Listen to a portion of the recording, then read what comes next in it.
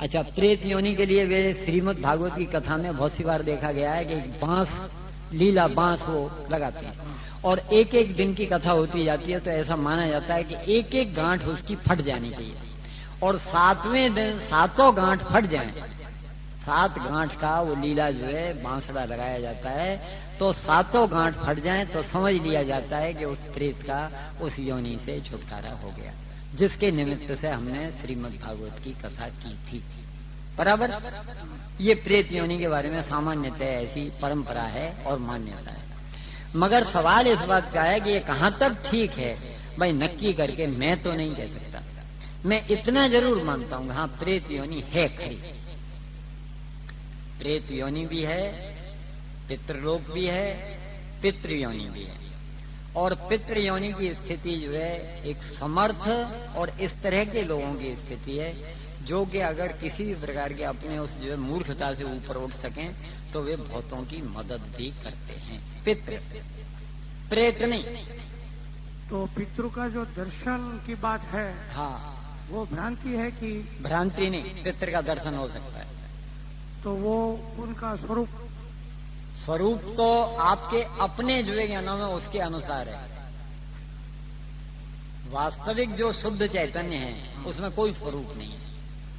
जो भी स्वरूप तुमको दिखाई पड़ता है तुम्हारी साधना के अनुसार, तो वो स्वरूप जो है तुम्हारी अपनी जो है उस तरह की घनीभूत जो तुम्हारी इच्छा है वो उस तरह के उस चेतना में से उस तरह के स्वरूप का घड़तर कर देती है। खुद ने बनाया हुआ। हाँ, खुद ने बनाया हुआ, मगर वो कोई भ्रम नहीं है, वो कोई भ्रम नहीं है। क्योंकि असल में वो उस तरह के कोई अस्तित्व जैसे हो चुके हैं कि दाखिला तरीके कृष्ण का अस्तित्व है। कृष्ण का अस्तित्व आज 5000 वर्ष से पहले जो हो गया। अच्छा, अब वो जो 5000 वर्ष का अस्तित्व है कृष्ण का, वो कृष्ण का जो अस्तित्व है वो ऐसी स्थिति वाला अस्तित्व है कि जो वास्तव में मौजूद था। बराबर। कृष्ण का अस्तित्व केवल कल्पना नहीं थी, कृष्ण का अस्तित्व वास्तव में था तो खरा। अच्छा, अब जिस वक्त तुम कृष्ण की चेतना के साथ जो जुड़ने का प्रयत्न करते हो, उस वक्त अगर कृष्ण के अस्तित्व का तुमको किसी तरह का बोध हो जाता है, दर्शन हो जाता है, तो वो कोई आश्चर्य की बात नहीं, वो केवल कल्पना नहीं है, क्योंकि सॉलिड रियलिटी किसी वक्त थी। और वो जो थी, कोई भी, तू तो इतना जानता है, तेरे को पता होगा कि जो साउंड के वेव्स हैं, एक बार वो वेव्स जो है जिस वक्त जो आ जाते हैं, आज इस वक्त जो है ये मान लो मुक्तानंद बोल रहा है, उसके अपने साउंड के ये वेव्स जो है यहाँ फैले, तो ये वेव्स जो है इस तरह का जो ये टेपिंग कर रहे हैं उसमें तो आ ही जाएगा। बाकी इसके अलावा टेपिंग नहीं किया जाए तो भी ये इस अंतरिक्ष में घूमता रहता है और समर्थ आदमी बरसों के बाद उन शब्दों को यों का त्यों पकड़ सकता है। ये आज विज्ञान ने साबित कर दिया। ये बात आ गई, बोलो ये बात है ना। अच्छा, तो इससे ये साबित हो जाता है कि कोई भी इस तरह के जो किसी वक्त अस्तित्व थे वो कोई नष्ट नहीं हो गए। उसने बार बार ये बात कि ईश्वर अंश जीव अविनाशी चेतन अमल सहज सुखराशि, ईश्वर का अंश है और अविनाशी है। जो जीव है वो कोई खत्म होने वाला थोड़ी, तो कोई भी किसी भी प्रकार के जीव के रूप में आया हो, बाद में उसकी अपनी जो स्थिति है वो स्थिति में से वो निकल जाता है, छूट जाता है, मगर वो आया उसमें से। तो इस बात को शांति से तुम विचार कर, शांति से विचार करने के बाद में ये निर्णय कर लो। देखो, ऑब्स्टेकल की बात अभी पूरी नहीं हुई है, तो ऑब्स्टेकल की बात जो है वो पूरी हो जानी चाहिए।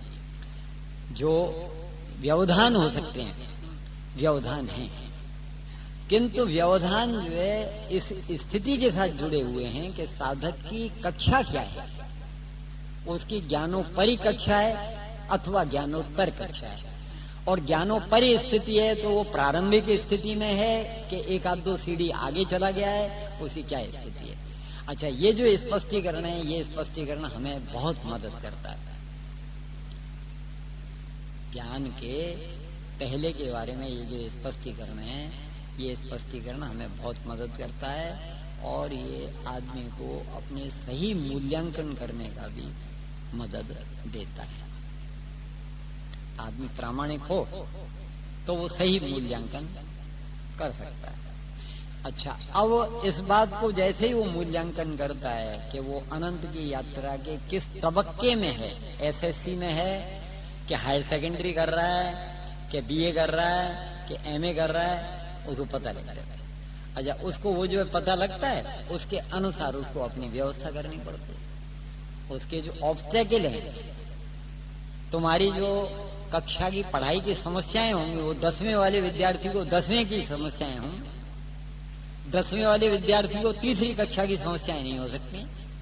ये बिल्कुल सीधी और साफ बात है। अच्छा, 10वीं वाला जब तक 10वीं से निकल करके 12वीं में नहीं जाए या कुछ, तब तक 12वीं की समस्या उसको परेशान नहीं कर सकती। ये बात समझ में आती है? तो चाहे नीचे हो चाहे ऊपर हो, अंतिम वस्तु वो यही है कि क्या वास्तविक ध्येय है और उस ध्येय के अनुसार उसकी क्या व्यवस्था है और उस व्यवस्था के अनुसार वो कहाँ कितने पानी में है, इस बात का पता चलता। अगर कोई आदमी प्राथमिक कक्षा की स्थिति वाला होता तो उसको उसी तरह की समस्याएं परेशान करते रहते। जो आगे चला जाता, दाखिला तरीके 50 एक दफा और 100 एक, तो क्या होगा? जो खास बात है कि आदमी का ये जो विकास है, उस विकास के साथ जैसे ही वो अपनी स्थिति को कैलकुलेट कर लेता है, उसको पता लग जाता है कि मैं ज्ञानोपरि स्थिति का साधक हूँ, तो उसको अपनी समस्याओं पता है। वो अंधश्रद्धा में उलझा हुआ होगा, अंधविश्वास में उलझा हुआ होगा, रूढ़ी चुस्त होगा, जग की वलन होगा, प्रारंभिक स्थितियां होंगी, ये सब उसके ऑब्स्टेकल हैं, उसको समझ में ही नहीं आएगा। उसकी जो व्यवधान हो सकते हैं, अड़चन हो सकती हैं, अड़चन शब्द है शायद तुम्हारा, तो अड़चन जो है वो यही है, उसकी अपनी स्थिति के अनुसार उसकी अड़चन है। जो ज्ञान की स्थिति जो है, भले ही परोक्ष ज्ञान है, परोक्ष ज्ञान की स्थिति प्राप्त कर चुका है और एक घंटा आगे निकल गया है, समर्पण कर दिया है, समर्पण करने की उसकी क्षमता है, तो जो है उसके लिए जो है प्रारंभिक जो है ज्ञानोपरि स्थिति की जो ऑब्स्टेकल है उनकी कोई महत्व नहीं है। क्यों? क्योंकि वो अपने पिछले जन्म जन्मांतर के संस्कारों में उस चीज को पूरा करके आया है। बराबर? ये बात समझ में आती हो? तो दरेक के जो ऑब्स्टेकल हैं, रुकावट हैं, वो उसकी स्थिति के अनुसार है और स्थिति के अनुसार जो रुकावट हैं उनका उपाय क्या है?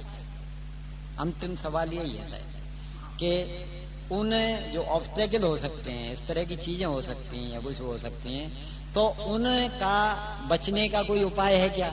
तो पहली बात तो वही है कि उसका खुलासा हो जाना चाहिए कि मेरा ऑब्स्टेकल है क्या। मेरा जो है प्राथमिक कक्षा का है, दूसरी कक्षा का है, तीसरी कक्षा का है, चौथी कक्षा का है, मैं कहाँ हूँ, किस जगह पे हूँ। और अगर बाद में जो है क्या नाम है एसएससी कर लिया है, एसएससी में जो आदमी को सब नॉर्मल स्थिति जब पता लग जाता है, वो दोनों घोड़ों के ऊपर सवार कर सकता है।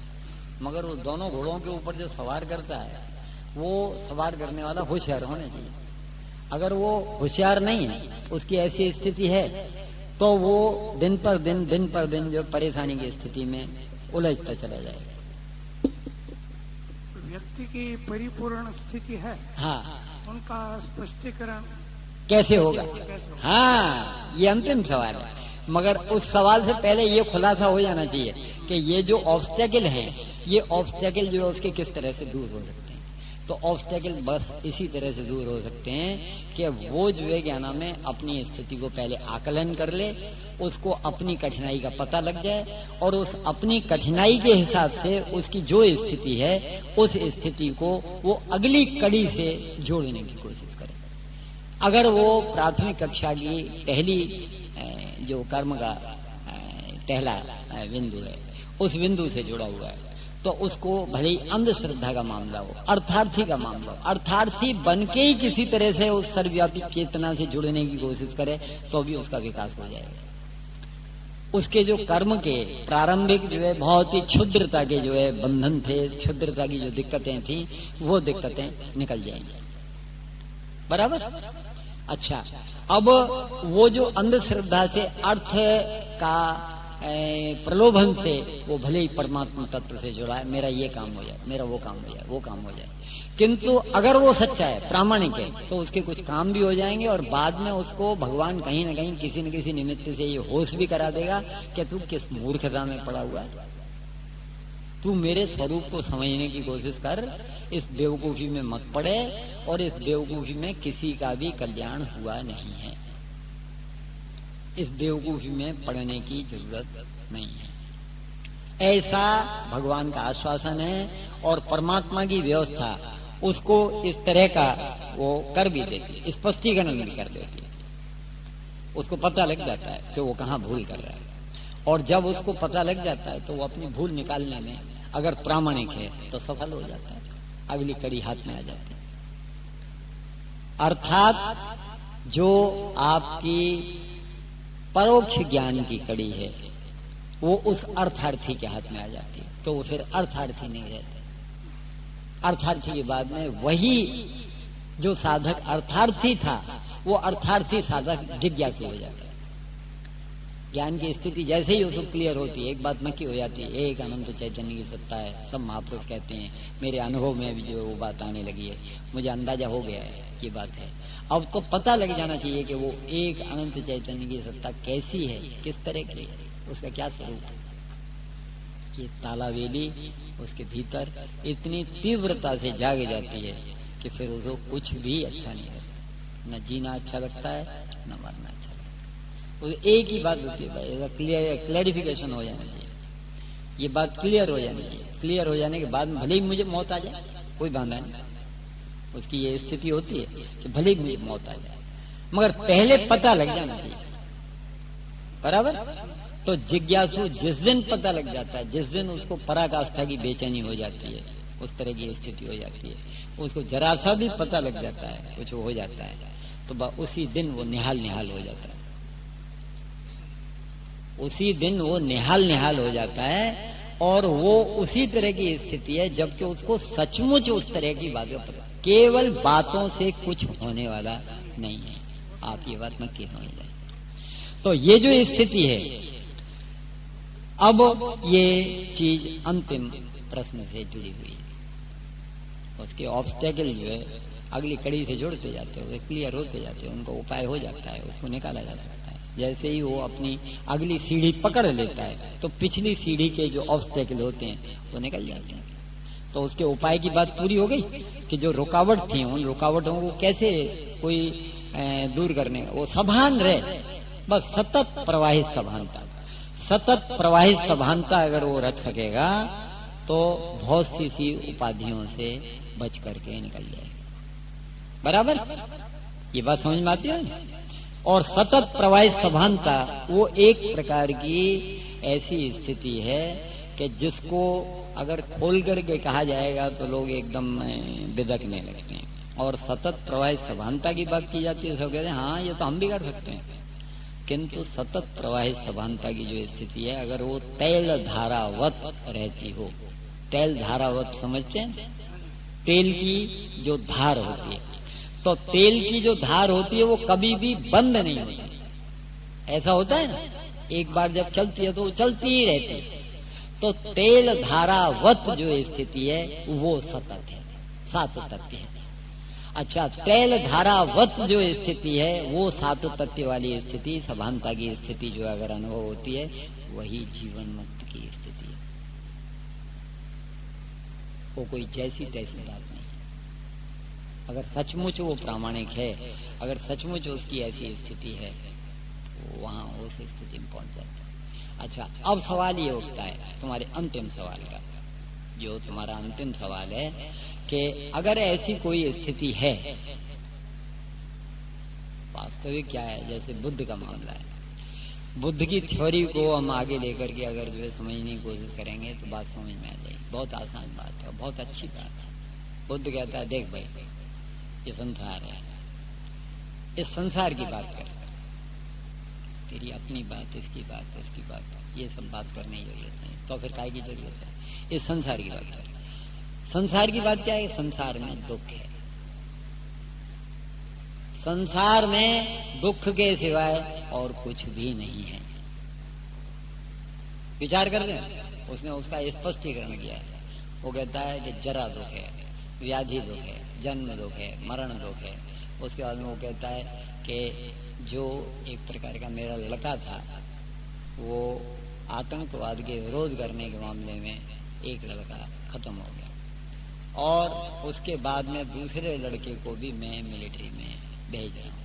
तो उस वक्त उसकी वो जो एक प्रकार की उदात्त भावना है, अपने एक बच्चे को गुमा करके भी अभी भी वो देश के हित के लिए अपने दूसरे बच्चे, केवल 2 ही बच्चे हैं और दूसरे बच्चे को भी वो सौंप देने के लिए तैयार है। तो ये जो स्थिति है, ये स्थिति बहुत बड़ी स्थिति है। बात समझ में आ रही है ना?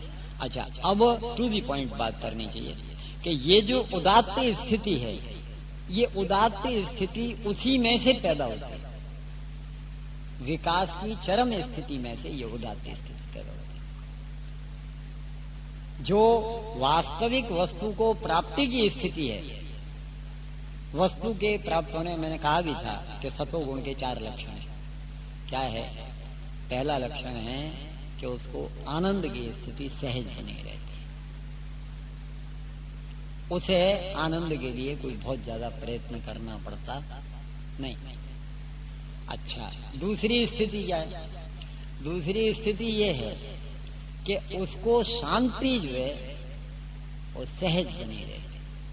कभी कोई विक्षेप होता है तो थोड़ी देर के लिए विक्षेप होता है और उसके बाद में वो वैसा का वैसा ही वहीं अपनी जगह पे आ जाता है। बराबर? तो वो जो स्थिति है वो भी इसके लिए एक सहज और स्वाभाविक स्थिति है, अर्थात शांति का बना रहना, आनंद का बना रहना, फिर शांति का बना रहना। अच्छा, तीसरी स्थिति है। तीसरी स्थिति क्या है? उसको तृप्ति सहज बनी रहती, उसको कोई अतृप्ति नहीं है। अतृप्ति बंधन का कारण है, अतृप्ति उपाधि का कारण है। वो नहीं, वो दोस्ती नहीं। भले ही में जो है क्या नाम, मतलब न्यूयॉर्क जैसे जो है क्या नाम में शहर में या वहाँ मामूली 10 घंटे 12 घंटे रह सकूँ, मगर मैं बहुत कुछ जो है लोगों को लवारिया, एक तरह से लवार होते हैं, लवार, तो लवार जैसी स्थिति मैं साबित कर सकता हूँ। ये उनको आशा और तृष्णा रहती नहीं है ही वहाँ जहाँ के इस तरह की स्थिति नहीं होगी, वो केवल निमित्त वाली बात रहती।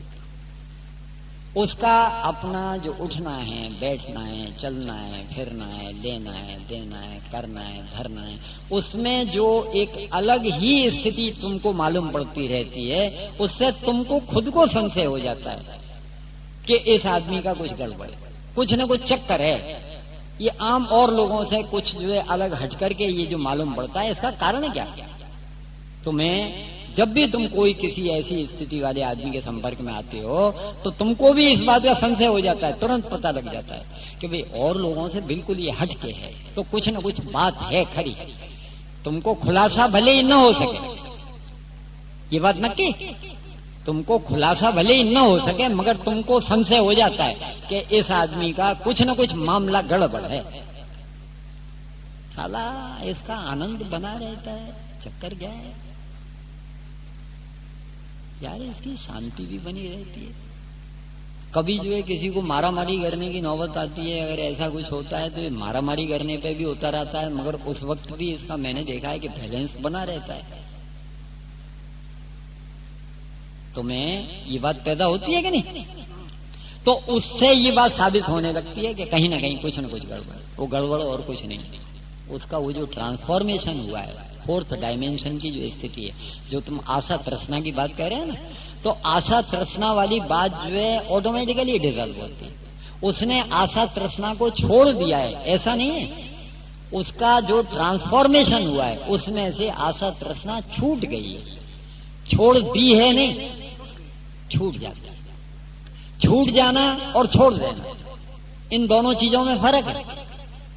छोड़ देने में तुम्हारा अस्तित्व बना हुआ है और छूट जाने में तुम्हारा अपना अस्तित्व खत्म हो जाता है। जब तुम्हारे अस्तित्व के विलीनीकरण की स्थिति होती है तब छूटता है, और जब तक तुम्हारा अहम बना रहता है, खोटा अहम, तब तक तुम छोड़ने का जिंदगी भर नाटक करते रहते हैं। मैंने ये छोड़ दिया, मैंने वो छोड़ दिया, मैंने वो छोड़ दिया, मैंने वो छोड़ दिया। सारी जिंदगी छोड़ने का छोड़ छोड़ के मोटा पहाड़ लगा लेते हो, मैंने इतना छोड़ा है, याद रखना। किंतु उस सब छोड़े हुए के पीछे तुम्हारा जो खोटा अहम है वो फिर भी खड़ा रहता है।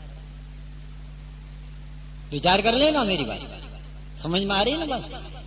छोड़ने की वस्तुओं का जैसे हमने पहाड़ लगा दिया, मैंने ये भी छोड़, मैंने वो भी छोड़, वो भी छोड़, वो भी छोड़, मगर अपने आपे को नहीं छोड़ा। सब कुछ छोड़ दिया, लंगोटी भी छोड़ दी, मगर वो जो खोटा आपा है उस खोटे आपे को नहीं छोड़ा, खोटे अहंकार को नहीं छोड़ा। खोटे अहंकार को छोड़ दिया होता किसी भी तरह की ऐसी स्थिति एक झटके में बेड़ा पार हो। मोटी मोटी तपस्या करते हैं, मोटी मोटी साधना करते हैं, वर्षों लोगों पे निकल जाते हैं, मोटा प्रवचन कथाकार ऐसा वैसा सब जगह पे वो जो है अहम खड़ा रहता है, दिखाई पड़ता रहता है। ये स्थिति देख लेंगे, विचार कर लेंगे, वो इस बात का इशारा है। तो जो इस तरह की सत्व की वृद्धि की स्थिति है वहां इस तरह का मामला दिखाई पड़ता है। आनंद सहज दिखाई पड़ता है, शांति सहज दिखाई पड़ती है, तृप्ति सहज दिखाई पड़ती है। आशा तृष्णा की बात कह रहे हैं, तो जहां तृप्ति है वहां आशा और तृष्णा नहीं है। अच्छा, अगर जो है आशा और तृष्णा है तो तृप्ति नहीं है, इसमें क्या है? मेरी बात समझ में आती होगी ना? तो ये दोनों जैसे एक ही सिक्के के दो पहलू, विचार कर लो, एक ही सिक्के के दो पहलू हैं। अगर आशा और तृष्णा है तो तृप्ति नहीं है, और तृप्ति है तो आशा और तृष्णा नहीं है। ये बात समझ में आती है ना? अच्छा, अब इसी तरह से चौथी एक चीज और दिखाई पड़ती है, वो समाधान की स्थिति। कैसी भी कोई भी परिस्थिति हो, दरेक परिस्थिति, कितनी भी विपरीत परिस्थिति हो, इस बात की चर्चा हो चुकी है, उसमें इस बात स्पष्टीकरण किया है कि वास्तव में अगर सचमुच उसका विकास हुआ है या कुछ हुआ है तो इस तरह की बात ही पैदा नहीं होती, उसको समाधान सहज बना रहता है। जहां समाधान है वहां आगे जाकर के सतत प्रवाही सभानता की स्थिति अगर हाथ में आ गई तो उसके साथ संतोष जुड़ा हुआ है। समाधान तो अंदर से मिला हुआ, अंदर से नहीं, पहले प्रारंभ में जो है बाहर से बार बार अपने आप को आपने समाधान दिया है, मगर समाधान का जो दीर्घकाल पर्यंत का आपका संस्कार बन गया, वो संस्कार जो है आपको संतोष की स्थिति पे ले जाके खड़ा कर देता है। बात समझ में आ रही है ना? संतोष क्या है? दीर्घकाल पर्यंत जो है आपको समाधान देते देते देते देते अब समाधान सहज हो गया है। अब समाधान आपको देना नहीं पड़ता, आपको अपने मन को समझाना नहीं पड़ता। आपका मन बिना कोई विरोध के, बिना कोई किसी तरह की उपाधि के ऑटोमेटिकली अपनी बात को सहज स्वीकार कर लेता है। आपके पास भले कुछ भी नहीं है मगर समाधान है। बात समझ में आ रही है ना? तो ये जो समाधान की स्थिति, ये चौथा लक्षण है, और ये इस तरह के सत्व की वृद्धि के साथ ये लक्षण दिखाई पड़ने लगते हैं। और शुद्ध सत्व की स्थिति होती है तो बिल्कुल चमकने लगते हैं। शुद्ध सत्व की स्थिति में ये इतने तीव्रता के साथ चमकने लगते हैं कि फिर आमतौर पे आदमियों को, ऐसे आदमी के पास जाने में भी बहुत एक तरह का ऐसा लगता है, यार उसका ताप कौन झेलेगा। ताप समझते हैं? धुना में ताप होता है। कौन से धुना में? जो जलता हुआ धुना है उस धुना में, और जो बुझा हुआ धुना है जिसमें कि केवल मात्र राख भरी हुई है, उस धुना में ताप होगा। तो जो जलता हुआ धुना है उसका ताप सहन करने की तुम्हारी तैयारी हो तो उससे संबंध रखो, नहीं तो मत रखो। कौन कहता है? बात समझ में आती है? ताप मूल है, किंतु वो ताप काय का है? भीतर के समाधान का ताप, बोध का ताप है, इस तरह की स्थिति का ताप है। वो ताप जो सहन कर लेता है वो खुद भी जो है निकल जाता है इसके पार। किंतु जो इस बात में जो है क्या नाम मतलब कच्चा निकलता है तो बहुत सी बार बरसों 100 वर्ष भी लोग निकाल देते हैं और सब कुछ करते, इधर बैठना उधर बैठना। अच्छा, और उसके बाद में उनका वास्तव में लक्ष्य वही होता है कि वे वहां अपनी जगह आकर के बैठे, मगर उनका दोनों का खोटा अहम इस तरह से आमने सामने आता है कि जिसकी वो सीमा नहीं। भाई इस बात को शांति से विचार करो, शांति से विचार करने के बाद में इस बात का निर्णय करो। जो पात्रता भेद की स्थिति है वो हमेशा रही है, हमेशा रहेगी और हमेशा रहने वाली है। अब उस पात्रता भेद के अनुसार हम अपनी कोई भी व्यवस्था कर सकते हैं। बहुत सी बार ऐसा होता है कि जो गनर्स होते हैं वे ठीक वे आखिर के मोर्चे के अंतिम ठिकाने पर लड़ते रहते हैं, किंतु फिर भी वे इधर उधर की क्रियाओं में भाग नहीं ले सकते। गनर को केवल तोप ही चलानी पड़ती है, ऐसा होता है ना? अच्छा, मगर कोई दूसरा सिपाही होता है तो वो बंदूक भी चला सकता है, भीतर घुसने का मौका मिल जाए तो तुरंत दूसरी सीमा में भीतर भी घुस जाता है, और कुछ गड़बड़ करना पड़े तो वो भी कर देता है, क्योंकि वो छूटे हाथ है। गनर के साथ तोप बंधी हुई है, तोप गले से लटक रही है, किंतु सामान्य सिपाही के साथ वो तो ढीला पड़ा, उसने उतार दिया सब उपाधि दूर कर दी, तो वो कुछ भी कर सकता है। तो इसी तरह से हमको जीवन में भी गनर बन करके उपाधि मोल लेनी नहीं। व्यर्थ का संग्रह, व्यर्थ की उपाधियां, व्यर्थ की जो है प्रपंच, व्यर्थ आप कोई निमित्त खड़ा हो जाए भगवान, वो आप निभाते रहें, आप फिर सतत देखते रहें। दो बात आप वाच करें, दो बातें वाच करें तो वो कल्याण करती हैं। क्या? एक तो ये वाच करें कि जो कुछ भी आप प्रवृत्ति करते हैं उसका विक्षेप कितना होता है। विक्षेप अगर सीमा के बाहर जा रहा है तो ते प्रवृत्ति है भगा भी देवानी तुम्हारी तैयारी करी जाएगी। बात समझ में आती है? अच्छा, और अगर जो है विक्षेप सीमा के भीतर आपको लगता है तो आप जितने दिन चला सकते हैं उतने दिन चलाओ। जिस वक्त आपको लगेगा नहीं भाई सीमा के बाहर बात जा रही है, फेंक दो साले, बराबर। अच्छा, इसी तरह से कोई भी किसी भी प्रकार का जो साधक है वो अगर क्लियर है, कोई उसको गुचवाड़ा नहीं है, तो उसका विकास दुनिया की कोई ताकत रोक नहीं सकती। चरम विकास की जो स्थिति है, परिपूर्णता की जो स्थिति है, वो शुद्ध सत्व की स्थिति उसके जीवन में साफ दिखाई पड़ने लगती है। कितनी भी रिद्धि सिद्धि आओ और कुछ आओ, उसको वो परेशान नहीं कर पाती। उसका अपना कोई प्रयोजन है ही नहीं, वो तो वैसे ही जो है अपना जो है बिताता था, कोई निमित्त आगे खड़ा हो गया उसको पूरा करना। तो उसमें से क्या होता है कि वो खोटी दिशा में नहीं जाता। क्यों? क्योंकि उसकी वो स्थिति हो चुकी है। फिर शुद्ध सत्व की स्थिति की ओर आगे बढ़ जाता है। जो सतोगुण की स्थिति वाला जातक होता है तो वो आगे बढ़ के और उधर जो है आगे चला जाता है। किंतु सामान्य स्थिति वाला साधक जो है उसको तो अभी मंजिल बहुत दूर है, उसको तो ढूंढना पड़ेगा। तो इस बात को हमको समझ लेना चाहिए कि जो अंतिम स्थिति है उसको तुम नाम कुछ भी हो, नाम से कोई फर्क नहीं पड़ता। मोक्ष, मुक्ति, जीवन मुक्ति, तुम्हारा जो है ये बहुत से दूसरे और लोग जो है इधर निर्वाण और ऐसे शब्दों को इस्तेमाल करते हैं, वो भले ही इस्तेमाल करें, उसे इस्तेमाल करने से कोई फर्क पड़ता नहीं।